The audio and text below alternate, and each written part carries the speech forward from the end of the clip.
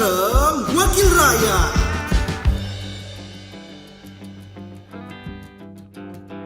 Halo sahabat parlemen, Citra Bakti Parlemen kembali hadir bersama Dari Krisna, dan tentunya seperti yang sudah-sudah, saya selalu membawa narasumber yang luar biasa untuk ngobrol soal bagaimana sepak terjang parlemen yang tentunya kita juga pengen tahu seperti apa kinerjanya, tantangan yang dihadapi, dan bahkan beberapa juga salah persepsi yang mungkin ada di masyarakat bisa kita luruskan di Citra Bakti Parlemen. Dan kali ini saya sudah bersama narasumber yang luar biasa, Ketua Komisi 1 ada Bapak Andi Supriyadi. Wilujeng Sumpri. Terima kasih loh Pak sudah meluangkan waktu untuk ngobrol di Citra Bakti Parlemen. Sama-sama. Ini benar-benar kehormatan banget buat saya bisa ketemu dengan Bapak dari sela-sela kesibukannya yang luar biasa. Baru beres sidang ya? Baru beres rapat paripurna, betul. Ngebahas apa sih Pak? Barusan itu pencabutan perda yang sudah tidak up to date lah. Kemudian pengesahan perda baru pendapatan ini untuk Kabupaten Tasikmalaya, perda baru. Oke, wow, agendanya padat lah ya, udah di semester tengah semester ini ya. Udah pertengahan sekarang. Iya betul. Walaupun sebenarnya perubahan-perubahan itu pasti banyak terjadi, seperti cuaca yang sekarang lagi tiba-tiba Juni Juli malah hujan gede ya. Tapi sekarang saya mau ngobrolnya bukan ngomongin cuaca, ngomongin Komisi 1. Nah, kalau Komisi 1 kan masyarakat tuh tahu di DPR tuh ada Komisi 1, 2, 3, 4. Tapi kita pengen tahu juga di Komisi 1 itu ada siapa aja, kemudian menaungi apa aja, menyelesaikan apa saja nih Pak. Baik.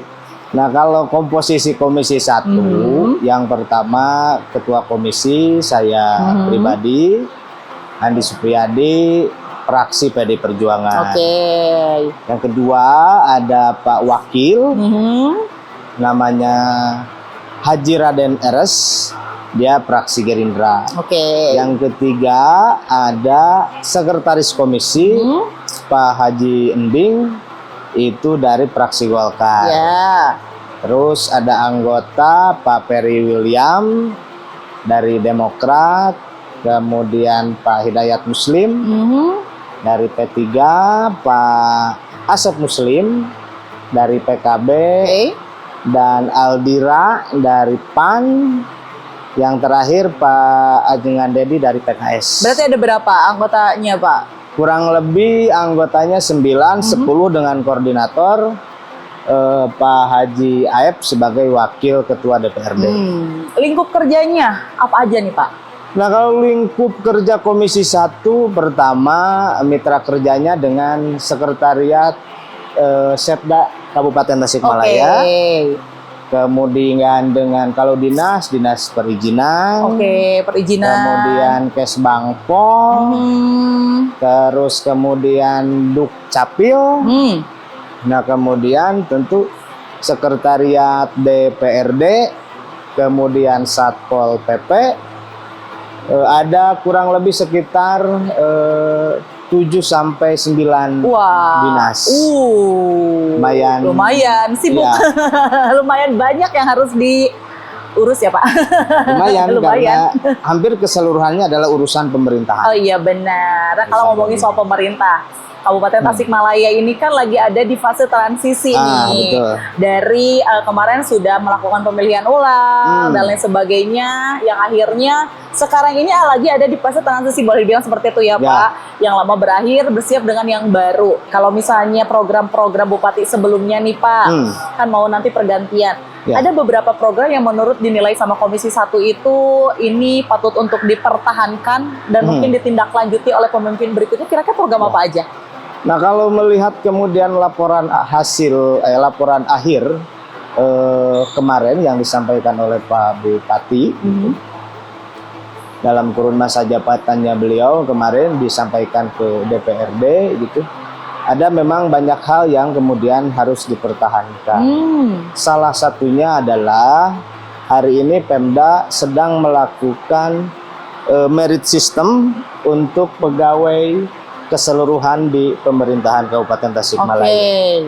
Nah, kami Komisi 1 menganggap itu bagian yang harus kemudian terus dilaksanakan gitu.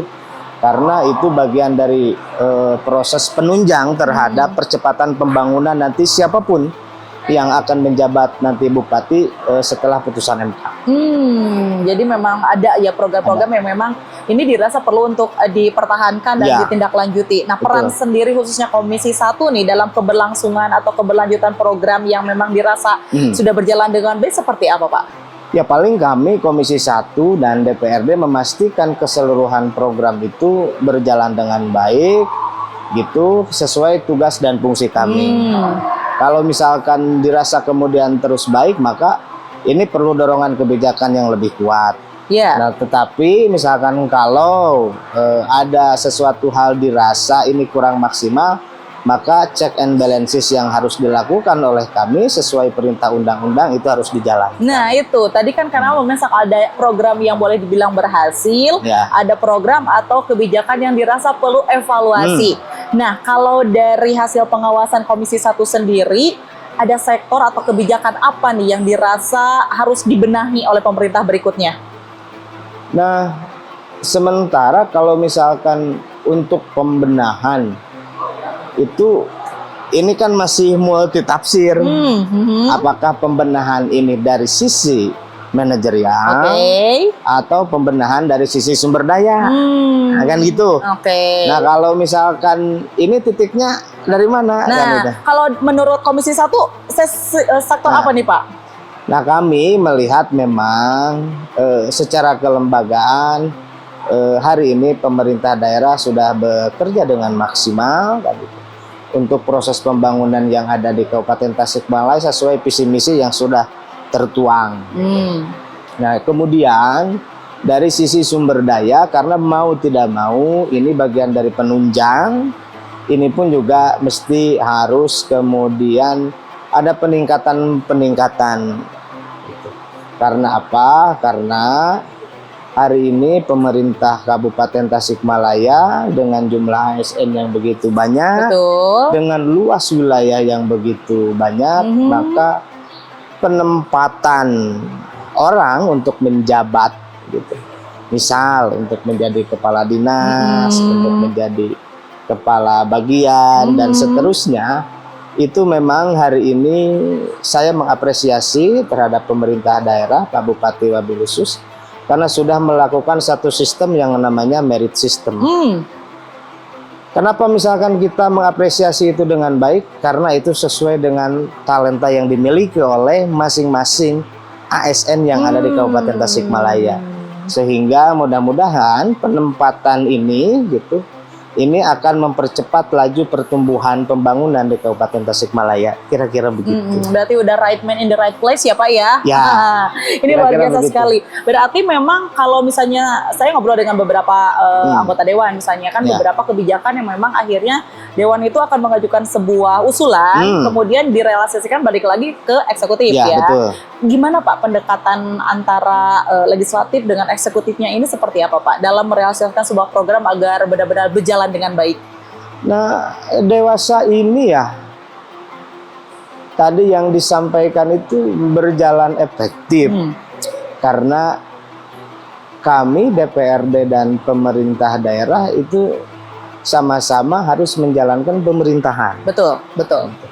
Nah, ada memang mekanisme yang sampai ke DPRD terkait pengawalan pembangunan, ada yang kemudian itu usulannya berbasis anggota DPRD atas nama kelembagaan DPRD, ada juga usulannya yang berbasis kemudian dari eksekutif. Jadi memang dua-duanya nanti setelah itu di-matchkan, apakah ini masuk atau tidak, apakah ini sesuai dengan RPJPD, apakah ini pun juga turunannya masuk ke dalam dokumen RPJMD Kabupaten Tasikmalaya. Kalau kemudian itu masuk, maka dua-duanya harus dijalankan dengan kira-kira begitulah. Jadi pendekatannya memang berjalan beriringan sekali ya Pak ya, antara legislatif dan juga eksekutif. Kalau misalnya dilihat dari pandangan Bapak nih, dengan akan hadirnya pemimpin baru siapapun itu yang akhirnya nanti akan memimpin, masalah yang paling krusial yang harus segera dibenahi menurut Bapak atau Komisi 1 seperti apa? Nah, kalau ngobrolin masalah, sebetulnya siapapun nanti pemimpin yang akan kemudian memimpin Kabupaten Tasikmalaya, masalah tidak akan pernah selesai. Betul, masalah akan selalu ada ya Pak ya. Masalah Betul. akan selalu ada, tapi mari kita lihat masalah ini disesuaikan dengan situasi yang ada di Kabupaten Tasikmalaya. Ya. Yang pertama, bahwa Kabupaten Tasikmalaya perlu percepatan pembangunan. Percepatan pembangunan, oke. Nah, percepatan pembangunan itu tentu faktornya banyak. Pertama, dari sisi soal anggaran yang tersedia di pemerintahan. Yang kedua, dari sisi regulasi, mungkin itu nanti kami dan pemerintah daerah dan Pak Bupati yang itu memang harus kemudian itu menjadi satu kesepakatan. Yang terakhir memang dari sisi sumber daya.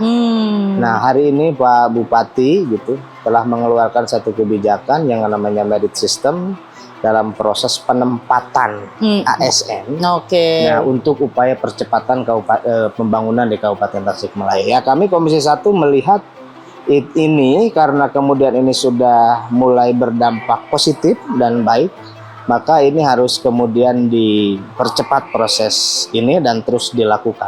Oke, percepatan pembangunan yang memang dirasa memang ini harus menjadi boleh dibilang yang diprioritaskan oleh kepemimpinan yang berikutnya ya Pak. Betul. Ya, karena ternyata program merit system ini tuh sudah sangat mulai berjalan dengan baik.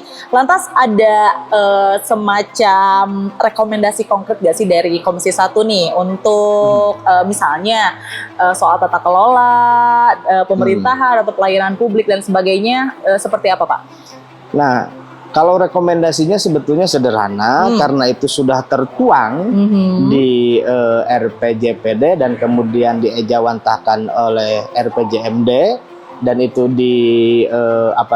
diturunkan ke dalam kegiatan-kegiatan teknis di masing-masing SKPD, maka saya kira tinggal kemudian masing-masing SKPD mampu menjalankan keseluruhan apa yang sudah menjadi dan tertuang di dalam dokumen perencanaan pembangunan di Kabupaten Tasikmalaya.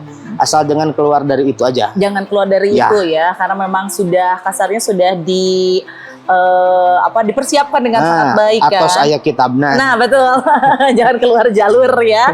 Karena kalau misalnya keluar jalur itu butuh pemahaman, butuh semacam uji kelayakan lagi dan lain sebagainya, itu pasti akan tidak mudah untuk merubah apapun juga. Jadi kalau yang sudah berjalan ya kita kembangkan lebih baik lagi, kan percepatannya lebih berhasil. Kalau peran masyarakat nih Pak, dalam misalnya konteksnya mengawal keberlanjutan program atau perbaikan program, seperti apa peran masyarakat?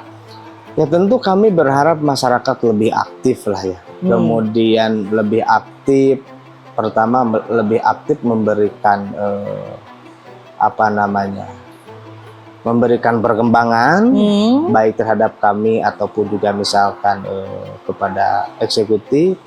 Yang kedua terlibat juga dalam proses mengawal dan mengawasi kebijakan-kebijakan pembangunan yang turun, sehingga diharapkan kalau ada peran serta dari keseluruhan stakeholder ini, pembangunan ini bisa berjalan dengan baik, berjalan dengan lancar, kemudian terhindar dari fitnah-fitnah. Nah, gitu. Terhindar dari fitnah-fitnah karena keseluruhannya diketahui secara terbuka. Jadi memang balik lagi ya, apapun yang dilakukan oleh Dewan, DPRD maupun pemerintah itu tidak akan benar-benar berjalan dengan baik kalau masyarakat tidak berperan juga ya Pak ya. Betul. Jadi memang mari sama-sama sinergi dan kolaborasi. Harapannya nih Pak, bentar lagi mau punya pemimpin baru nih, pastikan banyak hal-hal yang mungkin akan dilakukan penyesuaian dan lain sebagainya. Harapannya dengan hadirnya nanti pemimpin baru, pemerintahan baru seperti apa Pak? Khususnya di Komisi 1. Komisi 1 harapannya hanya karena kita bekerja menurut undang-undang dan peraturan yang ada, maka siapapun nanti yang akan memimpin pemerintahan di Kabupaten Tasikmalaya, mari kemudian kita kawal proses perencanaan pembangunan jangka panjang yang sudah kemudian itu ditetapkan menjadi buku panjang alur pembangunan di Kabupaten Tasikmalaya. Nah, kemudian mudah-mudahan yang terakhir dari RPJPD itu mampu kemudian dijabarkan dalam RPJMD oleh pemimpin baru di Kabupaten Tasikmalaya. Wah, berarti memang Bapak sangat terbuka sekali Ya. dengan hadirnya pemimpin baru, sangat juga ingin bekerja sama dengan sangat baik sekali, dan tentunya mudah-mudahan apa yang sudah diprogramkan ini berjalan dengan baik, Pak. Amin, amin. Apa pesan Mohon untuk doa dan masyarakat, Pak, dukungan. dengan hadirnya nanti pemimpin baru apa nih? Gimana? Pesan untuk masyarakat dengan hadirnya pemimpin baru. Pesan untuk warga Kabupaten Tasikmalaya, siapapun nanti pemimpin yang disahkan oleh Mahkamah Konstitusi, itulah pemimpin kita. Dukung karena apapun itu untuk kebaikan dan percepatan pembangunan di Kabupaten Tasikmalaya. Luar biasa sekali. Terima kasih banyak, Sama-sama. Bapak Gubernur yang benar-benar kita sangat menantikan inovasi-inovasi dan Terima sepak terjang kasih. berikutnya bersama dengan pemimpin baru ya, Pak ya. Ya. Karena ternyata begini masyarakat, sahabat dari parlemen, transisi yang memang sekarang sedang terjadi ini tidak merubah kinerja apapun juga, khususnya dari Komisi 1. Mereka tetap berjalan on the track ya, Pak Ya, ya, betul. dan tetap juga dengan tujuannya mengevaluasi hal yang masih perlu dievaluasi dan melanjutkan program yang memang sudah bagus. Luar biasa sekali. Bapak sehat-sehat terus. Siap, sama-sama. Dari sela-sela kesibukan yang luar biasa ini, terima kasih sudah menyempatkan hadir, Sama-sama. mengedukasi masyarakat, dan senantiasa sinergi kolaborasi bersama dengan pemerintah. Sama-sama. Baik, sahabat parlemen, Anda Dari Krisna pamit ya. Tentunya dari Citra Bakti Parlemen untuk episode kali ini bersama dengan Komisi 1. Yang pastinya nanti kita bakalan ketemu lagi di episode selanjutnya dengan banyak program yang luar biasa, narasumber yang luar biasa yang tentunya akan dihadirkan. Ketemu lagi di episode selanjutnya. Terima kasih. Assalamualaikum warahmatullahi wabarakatuh.